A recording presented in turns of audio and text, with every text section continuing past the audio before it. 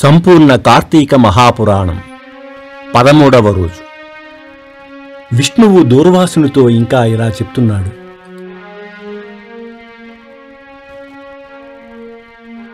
దూర్వాస, బ్రాహ్మణుడైన నీ పట్ల అపచారం జరిగిందన్న తపనతో ఆ అంబరీషుడు విచారగ్రస్తుడై ప్రాయోపవిష్ణునిలా బ్రాహ్మణ పరివేష్టితుడై ఉన్నాడు.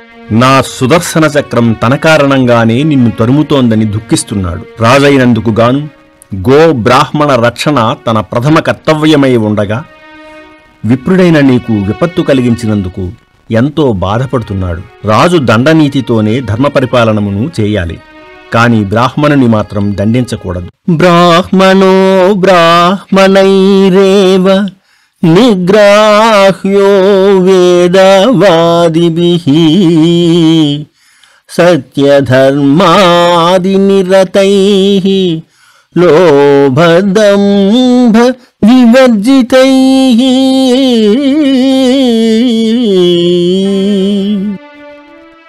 దోషి అయిన బ్రాహ్మణుని వేదవిధులు, సత్యధర్మ నిరతులు, లోభదంభ శూన్యులు అయిన బ్రాహ్మణులు మాత్రమే దండించాలి. బ్రాహ్మణుడు పాపమును చేసి ప్రాయశ్చిత్తమును చేసుకోనప్పుడు ధనహరణము లేదా వస్త్రహరణము, స్థానభ్రష్టత్వము మొదలైన విధులతో బ్రాహ్మణును మాత్రమే శిక్షించాలి తప్ప రాజు శిక్షించకూడదు.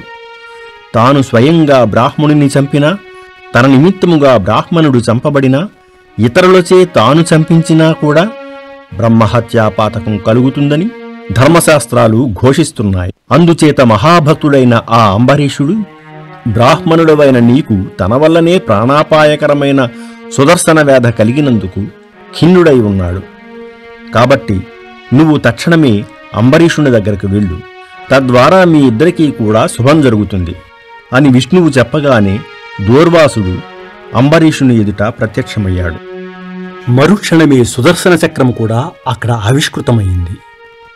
భయగ్రస్తుడైన దూర్వాసుని, అతని మీదికి రానున్న సుదర్శనాన్ని చూడగానే అంబరీషుడు ఆ చక్రానికి ఎదురెళ్ళి, ఓ సుదర్శన చక్రమా, నన్ను మన్నించు. భయభ్రాంతుడైన వానిని, అందున బ్రాహ్మణుని ఇలా క్రూరంగా హింసించడం న్యాయం కాదు అంటూనే ధనుర్ధారి అయి ఇంకా ఇలా చెప్పసాగాడు. ఆగు ఓ విష్ణుచక్రమా, ఈ బ్రాహ్మణ వధ నీకు తగదు. చంపడమే ప్రధానమనుకుంటే నన్ను చంపు.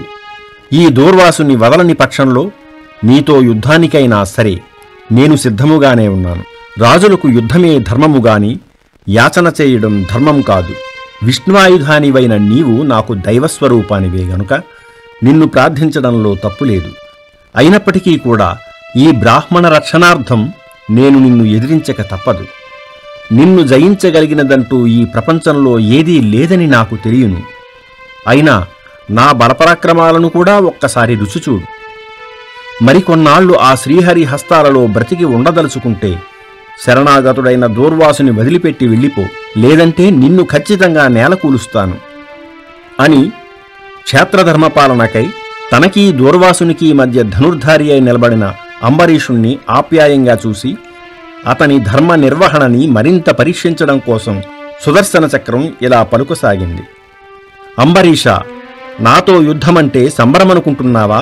మహాబల మదమత్తులైన మధుకైటభుల్ని, దేవతలందరికీ అజయులైన మరెందరో రాక్షసుల్ని అవలీలగా నాశనం చేశాను.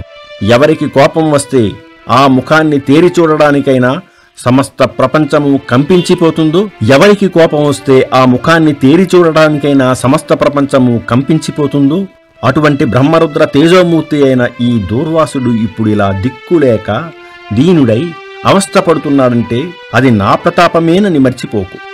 ఉభయ తేజస్సంపన్నుడై దూర్వాసుడే నాకు భయపడుతుండగా కేవలము క్షత్రియాహంకారకమైన ఏకైక శివతేజోమూర్తివి నువ్వు నన్నేం చెయ్యగలవు? క్షేమం కోరుకునేవాడు బలవంతుడితో సంధి చేసుకోవాలే గాని ఇలా యుద్ధానికి దిగి నాశనం కాకూడదు. విష్ణు భక్తుడివి కాబట్టి ఇంతవరకు నిన్ను సహించాను. లేనిపోని బేరాలకు పోయి వృధాగా ప్రాణాలను పోగొట్టుకోకు. ఈ మాటలతో అంబరీషుడు కళ్ళు ఎరిపెక్కాయి. ఏమిటి సుదర్శన, ఎక్కువగా మాట్లాడుతున్నావు? నా దైవమైన హరి ఆయుధానివని ఇంతవరకు ఊరుకున్నాను గాని, లేకుంటే నా బాణాలతో నిన్ను ఇప్పుడే 100 ముక్కలు చేసి ఉండేవాణ్ణి. దేవ బ్రాహ్మణులపైన, స్త్రీలు శిశువుల మీద, ఆవుల మీద నేను బాణప్రయోగం చెయ్యను. నువ్వు దేవతైన కారణంగా నీకింకా నా క్రూర నారాచఘాతాల రుచి తెలియపరచలేదు.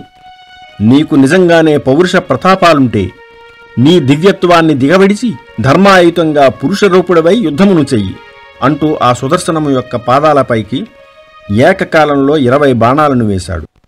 అతని పౌరుషానికి, ధర్మరక్షణా దీక్షలో దైవానికైనా జంకని క్షాత్రానికి సంతోషించిన సుదర్శన చక్రం స్వరూపితమై దరహాసములను చేస్తూ, రాజా, శ్రీహరి నీ సంరక్షణా నిమిత్తమే నన్ను నియంత్రించినాడు గాని నీతో కయ్యానికి కాదు.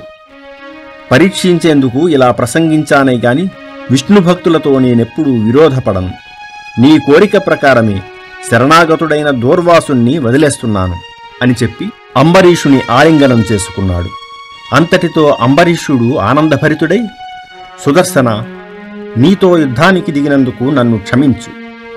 భక్తులను పాలించడంలోనూ రాక్షసులను సంహరించడంలోనూ విష్ణుతుల్య ప్రకాశమానము, ప్రాణప్రయాణ కష్ట హరణశీలము అయిన నీ ఉత్కృష్టతకి ఇవే నా నమస్కారాలు అంటూ సాష్టాంగ నమస్కారం చేశాడు. సంతసించిన సుదర్శనుడు అంబరీషుని లేవనెత్తి అభినందించి దీవించి అదృశ్యుడయ్యాడు. కలియుగ కార్తీకములో ఈ అధ్యాయాన్ని ఒక్కసారైనా చదివినా విన్నా అనేక భోగాలను అనుభవించి అంత్యాన ఉత్తమగతులను పొందుతారు. 13వ రోజు పారాయణం సమాప్తం.